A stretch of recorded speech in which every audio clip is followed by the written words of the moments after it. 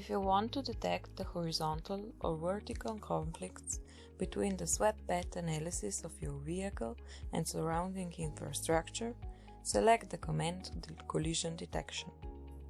Select the object you want to verify the possible clashes points with, press Enter, and then select your swept path analysis. The software will detect collisions and mark them. When you identify your potential obstacles, you can adjust the vehicle's path through manipulation of points along the travelway to create a vehicle's route without conflict points. After editing the swept path analysis, the collision detection will be refreshed dynamically and collision marks will disappear.